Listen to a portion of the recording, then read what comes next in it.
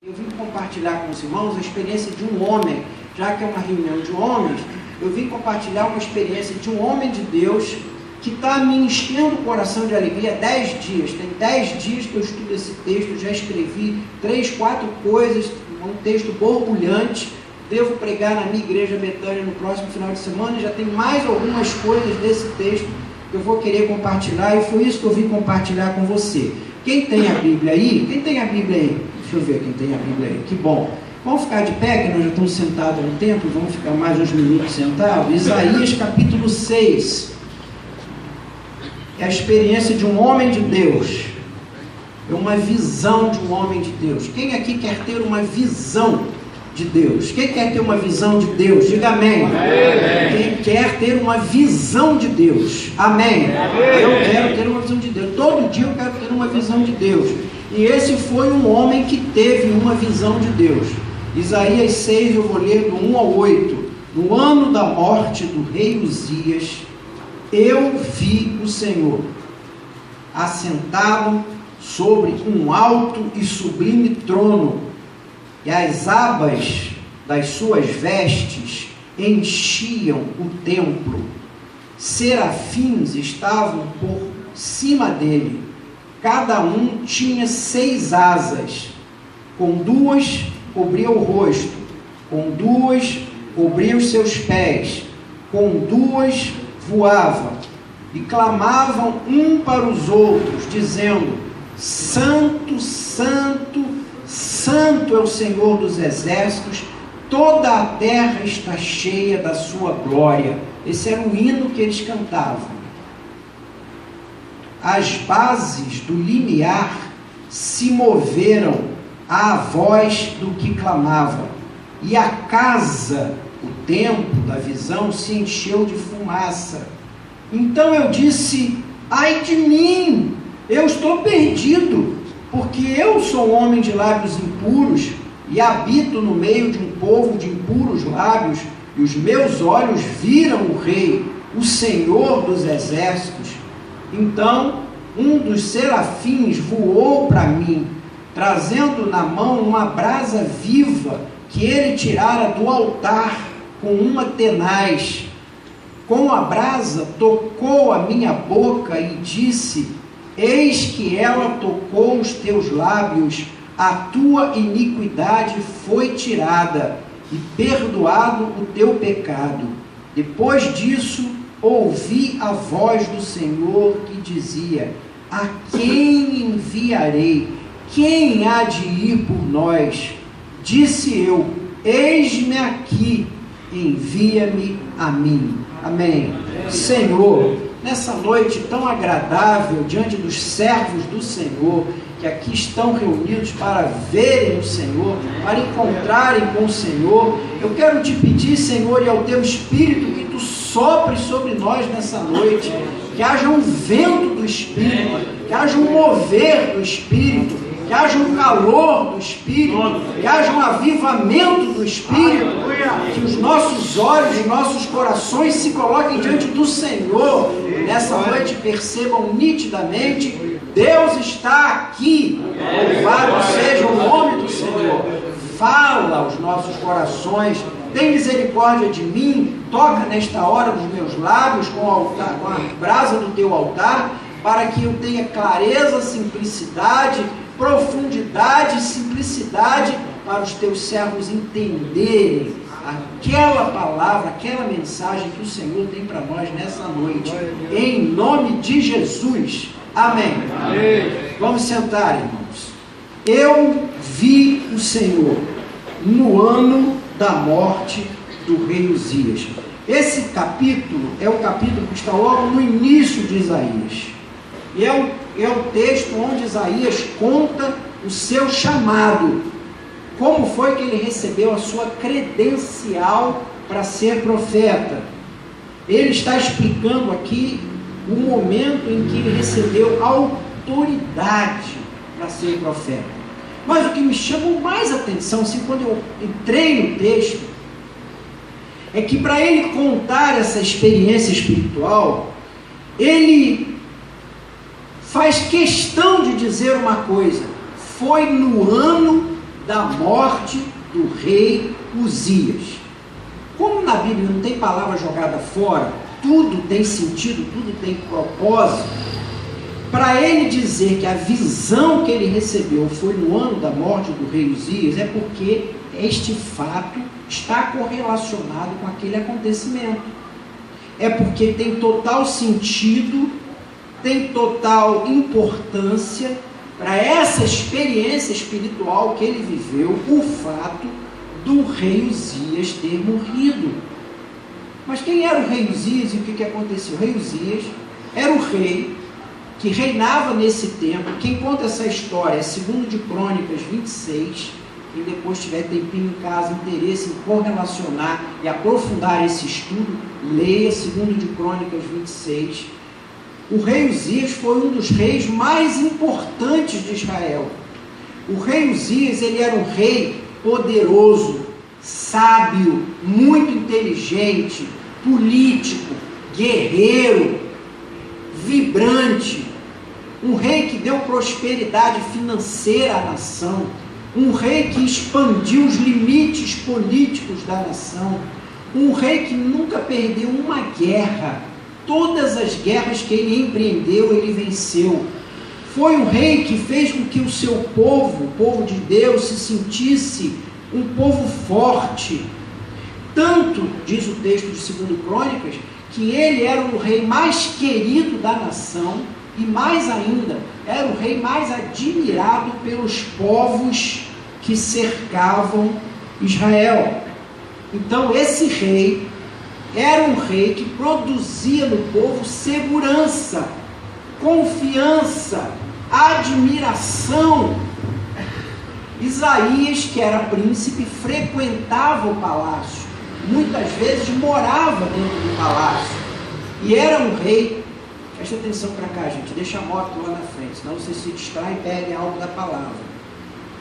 Isaías era um profeta, um príncipe, ele era de uma família de príncipes, que andava pelo palácio e era amigo íntimo desse rei, era conselheiro desse rei, de maneira que quando esse rei morre, há uma profunda tristeza na nação, uma depressão na nação, uma depressão emocional e uma depressão espiritual. O trono estava vazio.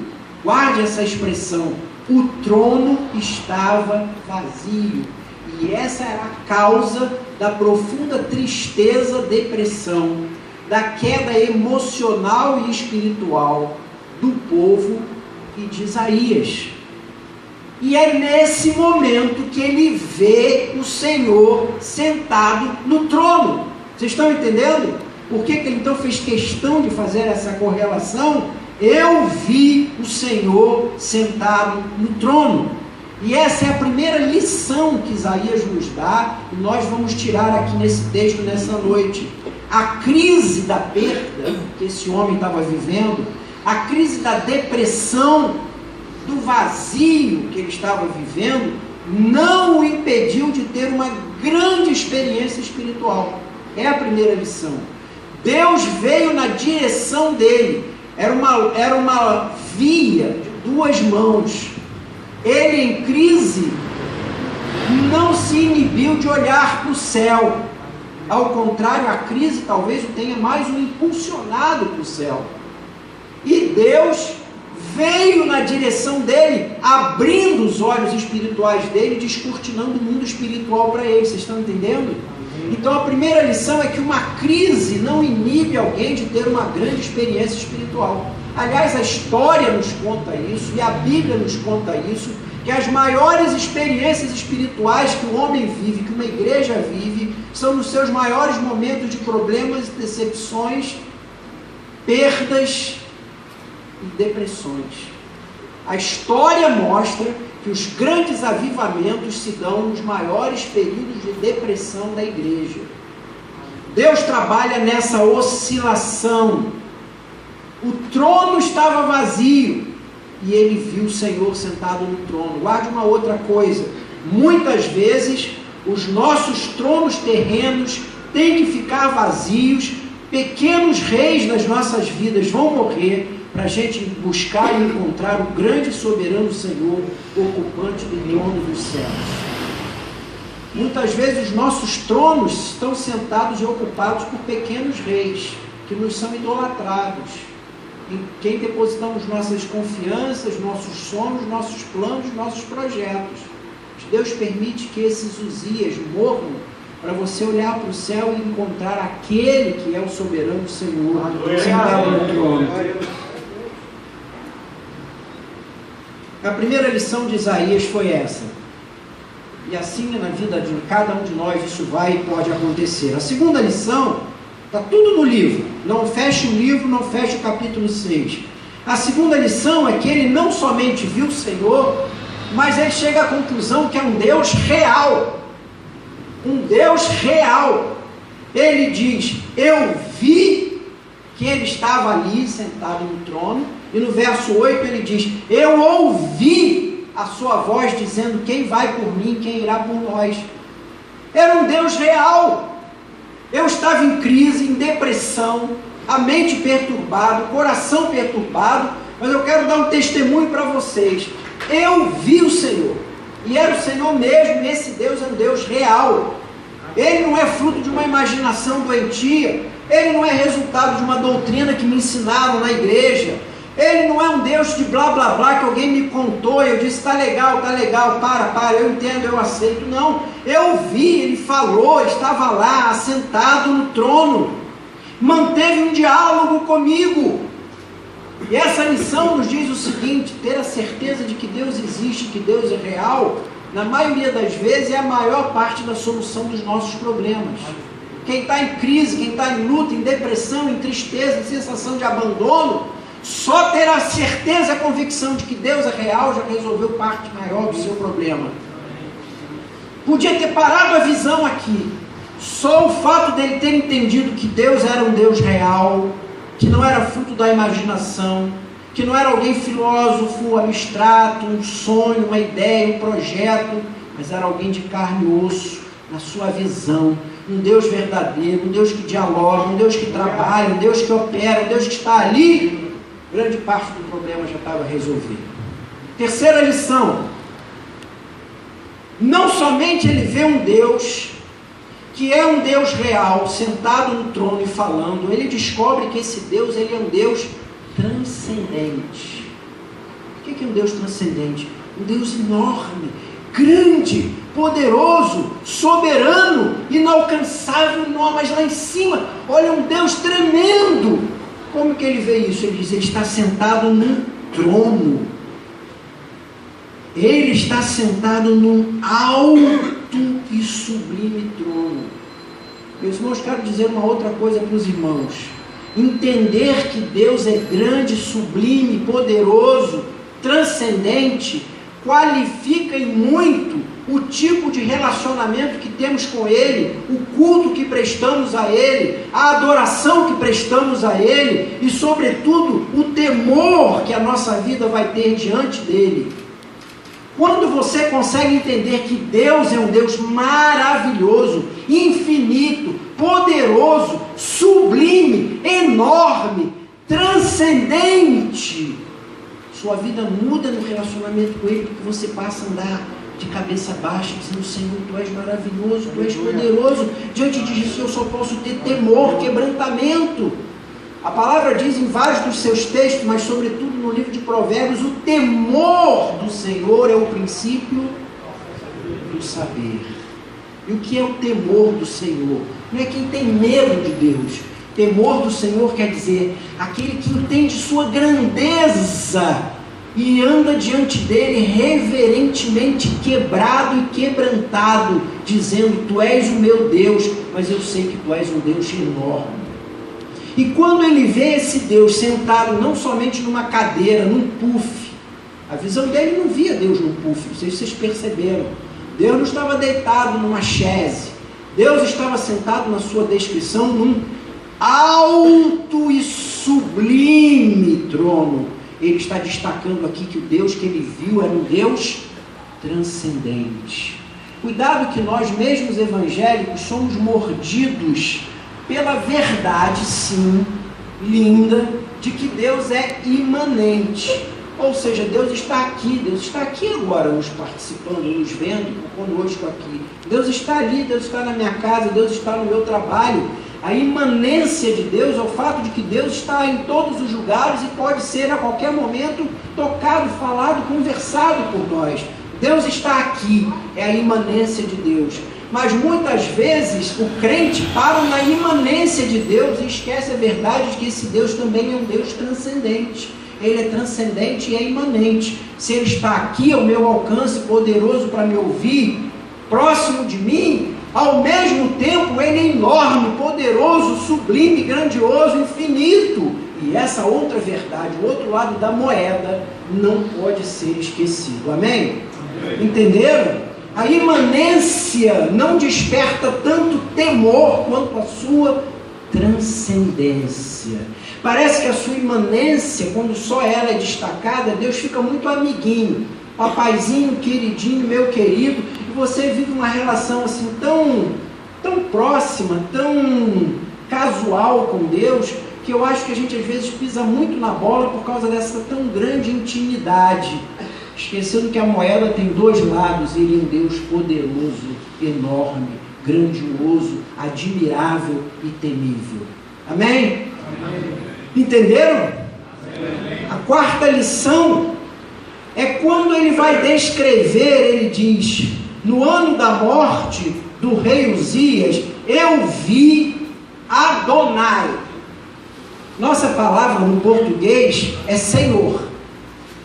Eu vi o Senhor. Mas o Senhor é uma palavra em português que traduz vários outros nomes de Deus. E um dos nomes de Deus é Adonai. Quando é que Deus se chama de Adonai?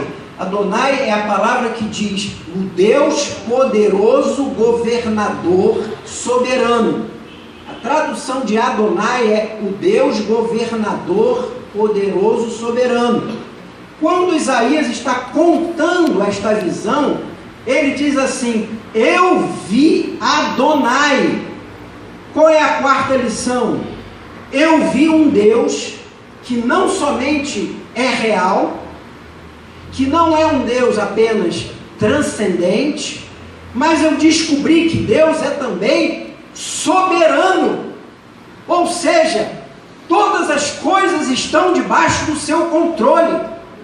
Todas as coisas estão debaixo do seu cuidado. Nada foge ao olhar e ao controle de Deus.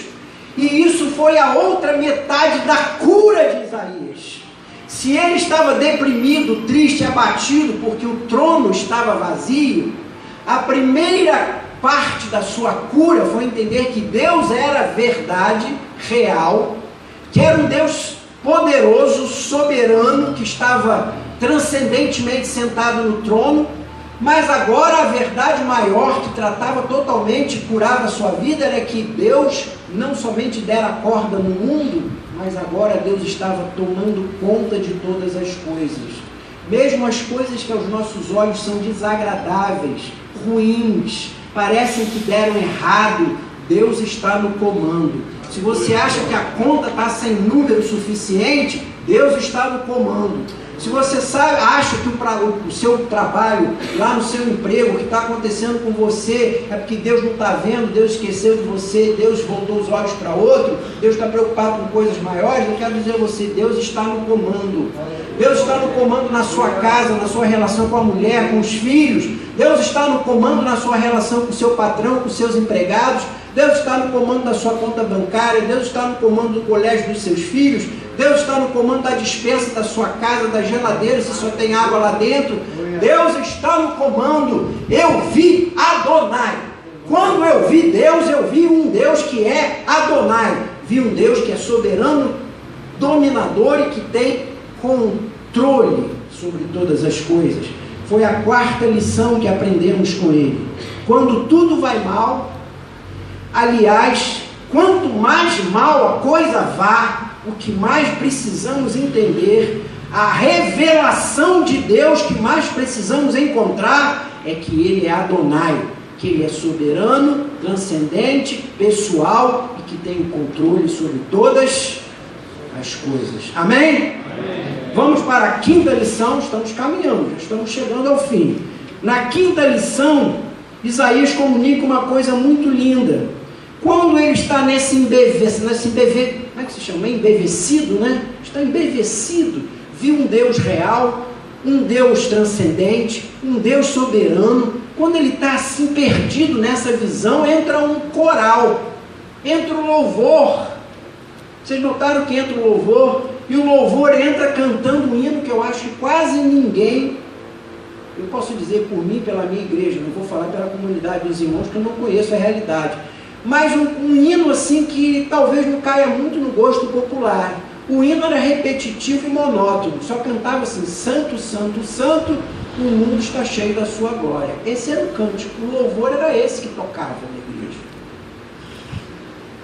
A gente gosta de louvores mais trabalhados, né? Fala sério, gosta de músicas com palavras mais rebuscadas, com dó, ré, mi, com sustenidos, com aquela voz que tremula, aquela voz que volta, com aquele clima que embala e quebranta o coração. E nesse culto que apareceu aqui, nessa hora, entra um louvor que canta uma adoração monótona. Santo, santo, santo é o Senhor, a terra está cheia da sua glória. Mas, antes de eu falar no conteúdo do louvor, eu queria chamar a sua atenção para algumas coisas. Onde é que um rei senta num trono? Qual é o lugar onde você encontrará um rei sentado no trono? Num palácio. Tá certo? Onde um rei senta no trono é num palácio. Então, quando Isaías recebe a visão, você tem a impressão que a visão é de um palácio.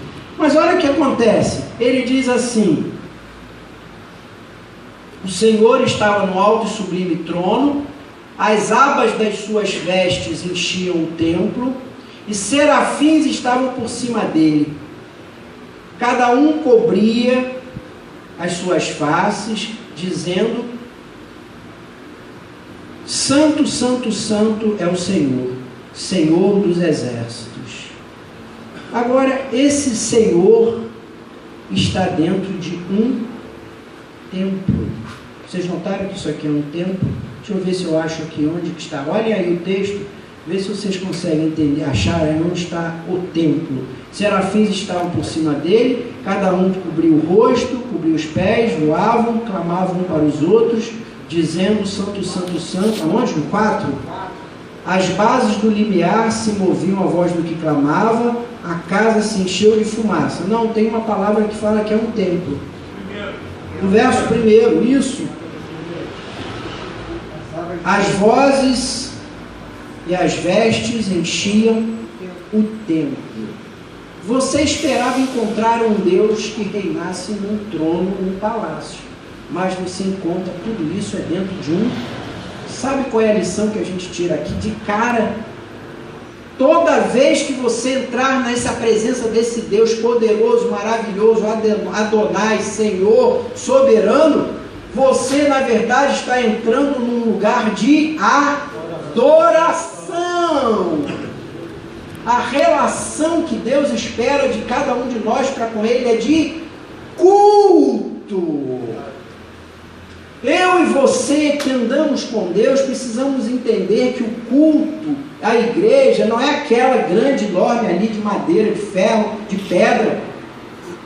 Nós precisamos entender que onde quer que a gente encontre o Senhor, onde quer que a gente se relacione com o Senhor, aonde a gente está com Deus, ali é lugar de culto, ali é lugar de adoração, ali é um templo, é no trabalho, é no escritório, é no jogo de futebol, é no Maracanã, é na esquina, é no lugar onde você vai ter o seu lazer, onde você está andando com Deus, ali é lugar de culto e adoração.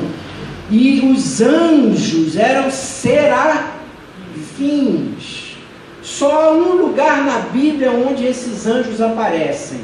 Se você procurar a palavra serafim na sua concordância bíblica, eles só vão estar aonde? Aqui. Sabe por quê? Sabe o que quer dizer a palavra serafim? Anjo em forma de chama. É isso que quer dizer serafim. Sabe que lição eu tiro daqui também logo? Que quem entra na presença de Deus para louvar o Senhor tem que estar em forma de chama.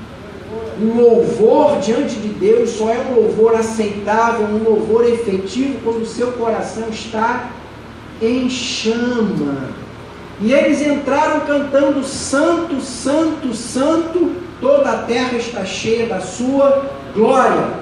As únicas duas coisas que chamavam a atenção aos olhos dos anjos quando iam louvar o Senhor é que Ele é santo e que Ele é rico e infinito em sua glória. Você vai dizer: poxa, mas Deus é tanta coisa, Deus é poder, Deus é misericórdia, Deus é amor, Deus é perdão, Deus é graça, Deus é tudo. Por que que eles só enxergaram no louvor que Ele é santo e que Ele é glória? Porque a santidade de Deus e a glória de Deus modula todas as demais qualidades de Deus. E só pode louvar verdadeiramente de coração flamejante o Senhor quem conseguir entender que Ele é santo e que a glória dele é maior do que o universo. Você pode cantar o hino mais bonito que você conhecer. Você pode chorar com as palavras emocionais e com os toques do violão ou do órgão ou do piano. O louvor pode ser composto com uma melodia incomparável, mas o louvor que o Senhor espera, o louvor verdadeiro, é aquele que nasce de alguém que tem um coração que flameja porque entende que Deus é santo e que Ele é glória. O resto você entende depois. Porque quando Ele é justo por causa da sua santidade. Quando Ele é verdadeiro, é porque a sua santidade o faz verdadeiro. Quando Ele é misericordioso, é porque Ele é santo. Quando Ele ama, é porque Ele é santo.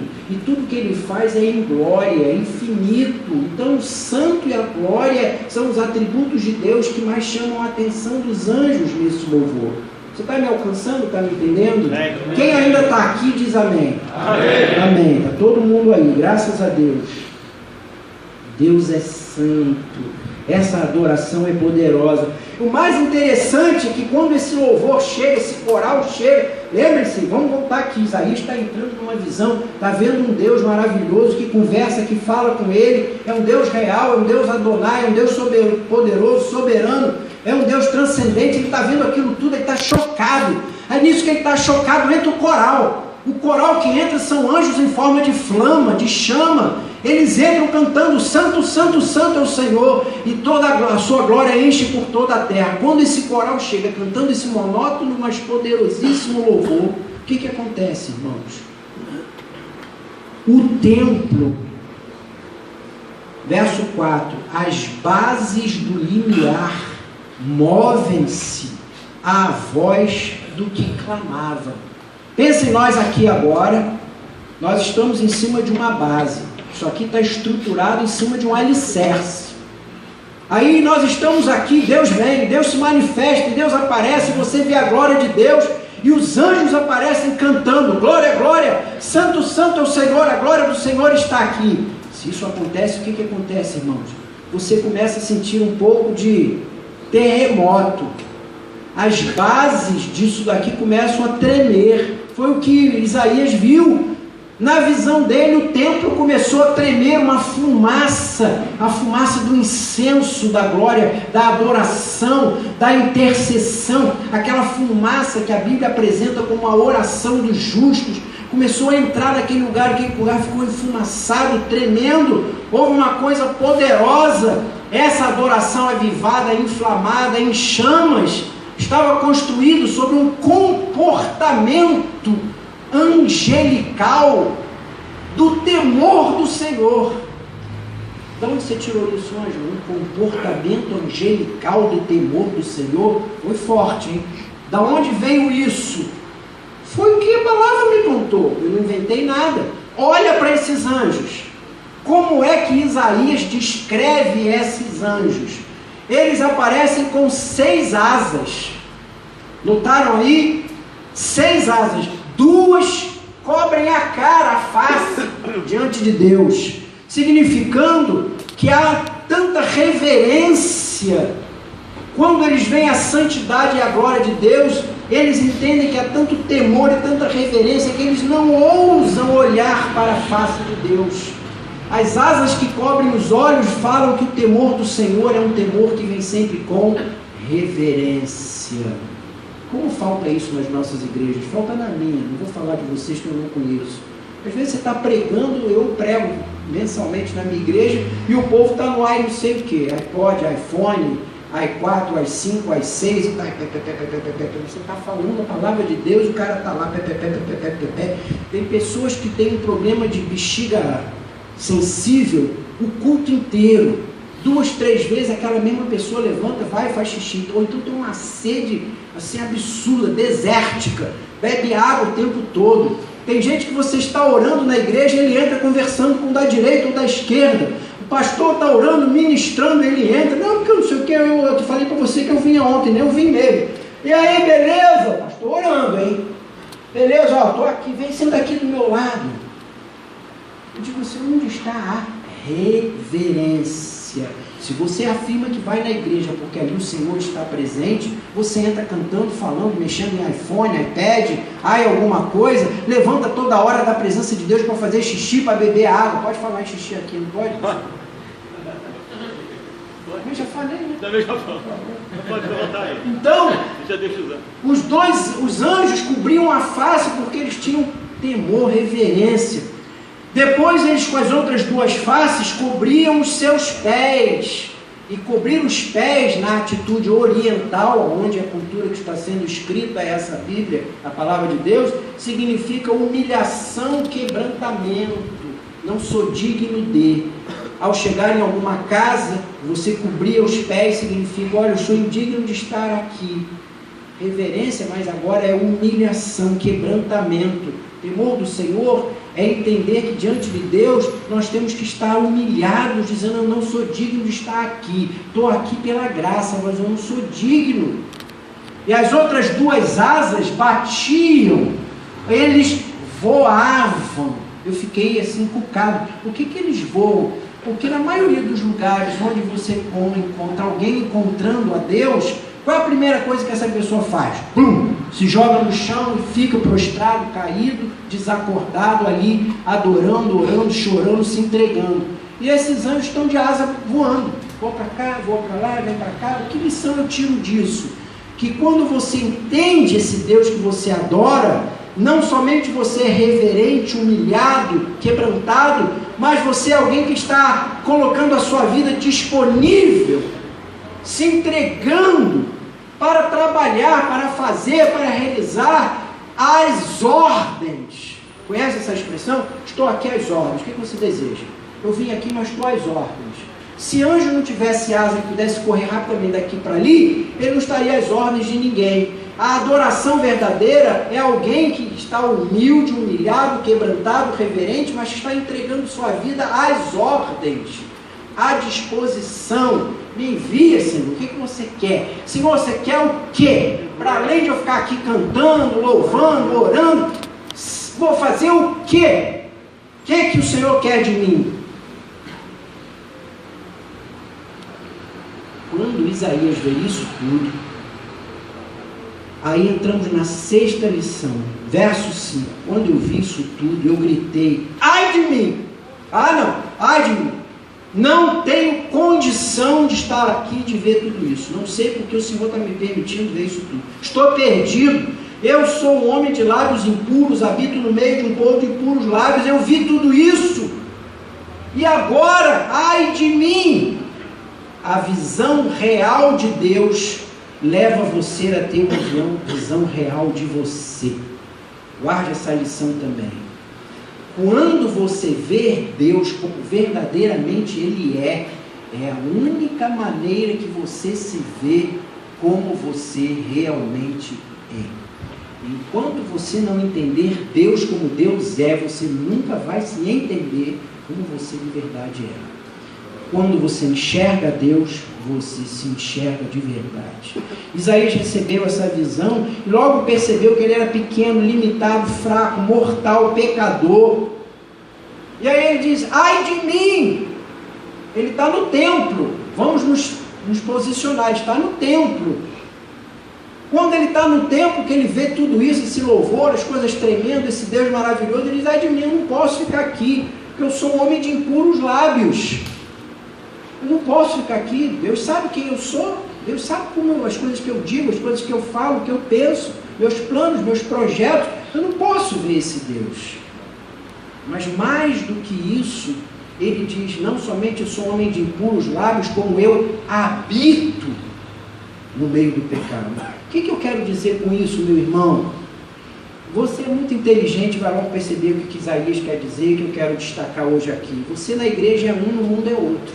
Eu sou assim, você é assim também. Quando você vai para a igreja, você fala: oh, meu irmão amado, louvado, como vai a fé, essa força, essa bizarria, como vai e tal, a palavra de Deus e tal. Você sai dali na segunda-feira, você entra no mercado, entra no comércio, entra no escritório, entra no futebol, entra... E aí, cara, você é um... Ei, você quer? Você fez aquela... Comigo. Você vai... Peraí. Você, quando está no templo, você assume uma personalidade, uma persona. Quando você sai da igreja, você vira outra persona. Então, Isaías está confessando nessa hora que ele entrou na presença de Deus, mas ele tinha lábios impuros. Mas não somente ele está confessando que ele entra na igreja travestido de santo, mas que a sua boca não é santa. Ele confessa mais do que isso.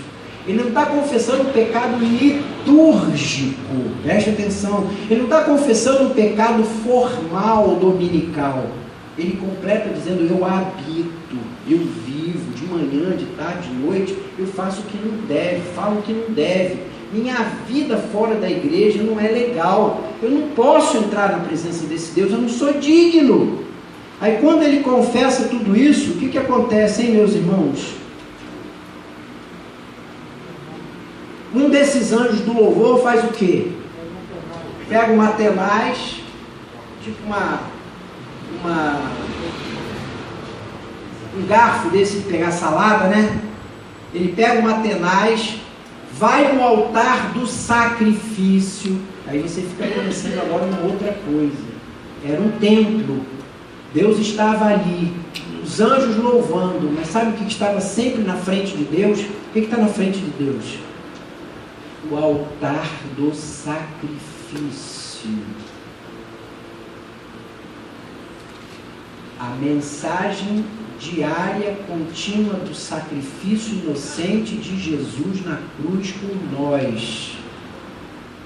Aquela lição figurada no Antigo Testamento do pecado que era cozinhado, frito no altar, o holocausto, aquela brasa e aquele sangue inocente que era regado por cima da oferta, aquilo está diante de Deus. Quando Deus olha para você, primeiro ele olha para o altar. E o anjo vai no altar do sacrifício e tira uma brasa viva, um fogo. Fogo. Fogo para Deus é o fogo sempre da purificação.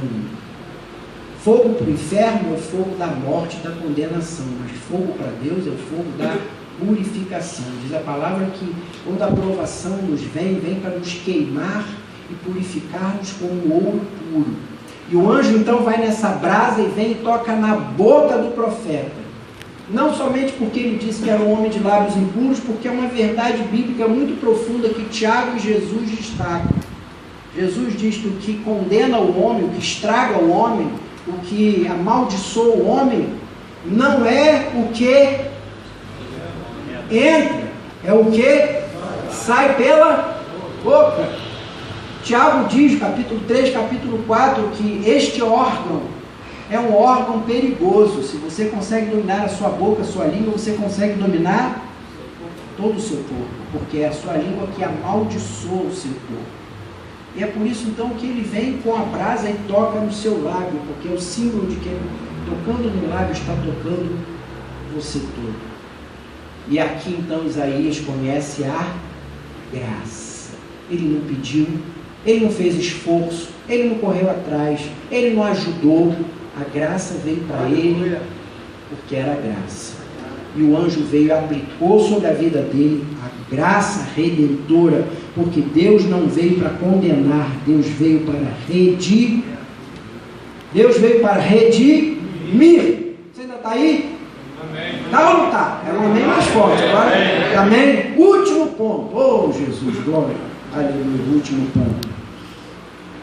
Quando ele é tocado pela graça, quando ele é perdoado, quando ele é limpo pelo altar, só aí ele diz: então, verso 8, então eu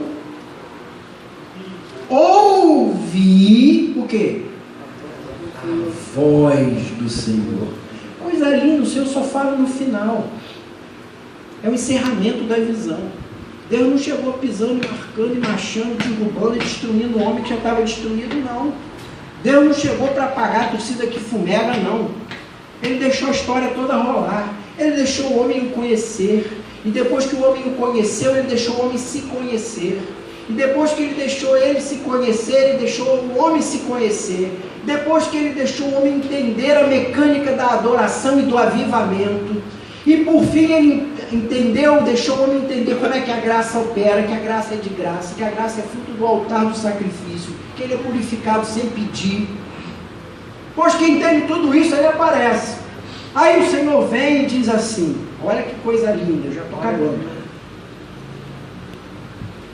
Quem está aqui, que nessa noite entende isso, tudo que está acontecendo, entende a situação lá fora no mundo, de gente igual a eles que estão aqui, você veio, viu, ouviu, entendeu, lá fora está cheio de gente igualzinho. Há alguém aqui que, tendo entendido isso tudo, pode ir por mim, levar essa mensagem para os outros, essa graça, de graça? Será que há alguém aqui? Vocês notaram que não diz: Isaías, você foi abençoado, você recebeu, você viu, você entendeu, você compreendeu, você foi abençoado pela purificação, tudo. Você não vai tomar jeito e não vai por mim, não? Não, Deus não é impositivo. Deus dá a liberdade da escolha e da decisão. Quem é que será anjo, serafim? Você está vendo alguém por aqui, por acaso assim, tendo entendido toda a mensagem, vai poder ir por mim? Isaías, quem havia realmente sofrido uma obra transformadora de verdade, eu não deixo mais ninguém entrar na minha vez, sou eu, o Senhor chamou, sou eu estou aqui, eu vou, quem é eu vou que vou, Senhor, sou eu mesmo, Senhor, conte comigo, eu vou, Senhor.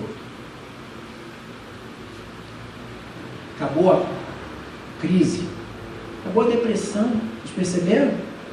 Acabou a história de morte, acabou a história de trono vazio, acabou o desespero, a frustração, acabou tudo, porque depois que ele viu a Deus, depois que ele se viu, depois que ele viu a adoração, louvor e o avivamento, depois que ele foi totalmente lavado e limpo, depois que ele entendeu isso tudo, só agora ele estava pronto para sair em missão, para ser eficiente como embaixador, para poder levar aos outros a mesma mensagem, entendendo que quem está lá fora não é pior do que você, igualzinho você, que quem está lá fora precisa do mesmo Deus que você está precisando, que já entendeu e encontrou.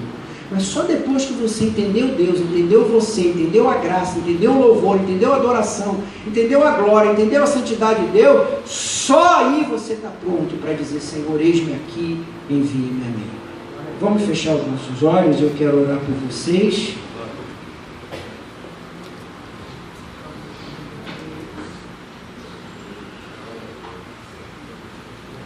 Nosso Deus amado,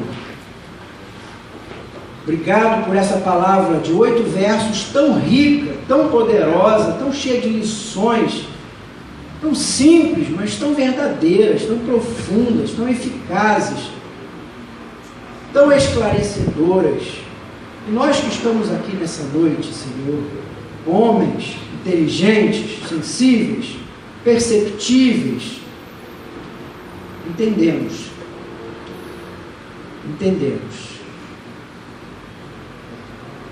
em primeiro lugar, que não somos nada, somos pó, ímpios, pecadores, indignos, pessoas que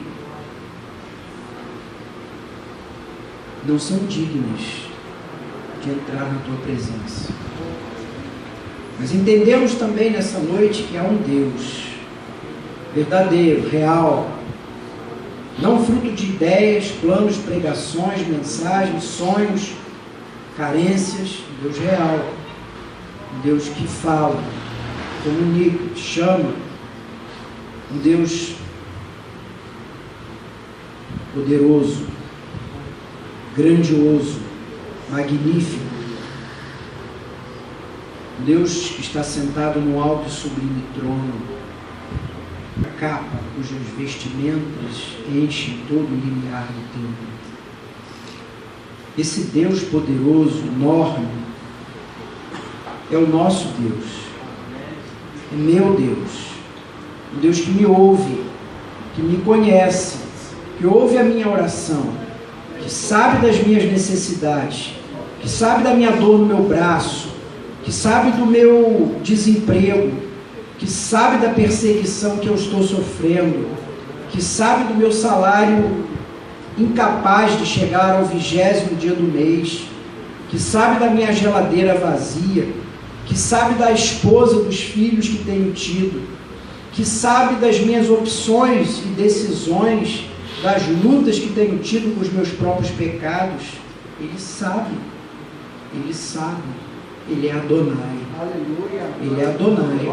Ele é Adonai. Ele é soberano, controlador, providência de Deus, que usa todas as coisas para os melhores fins. Esse Deus poderoso é louvado porque é santo e glorioso. E diante de si está o altar do sacrifício de um Jesus que sem pecado morreu por mim. Morreu por cada um que está aqui nessa noite. Pagou todos esses pecados. Todos esses pecados já estão pagos. E é desse altar que vem a brasa viva para purificar-me. Purificar a cada um que está aqui. Limpar a vida e tornar digno. Justificados, pois, mediante a fé, temos paz com Deus. E agora sim Deus pode dizer: quem está aqui que pode ir por mim? Quem está aqui que, entendendo essa palavra, pode compartilhar essa mensagem ao seu vizinho, à sua família, ao seu amigo, ao seu companheiro? Quem entendeu que não é nada e que pode falar da graça e do amor de Deus? Que nessa noite cada um de nós possa responder: eis-me aqui, envia-me a mim. Faze, ó Espírito Santo, nessa noite, uma convocação espiritual nos nossos corações, em nome de Jesus. Amém e amém. Deus abençoe os irmãos.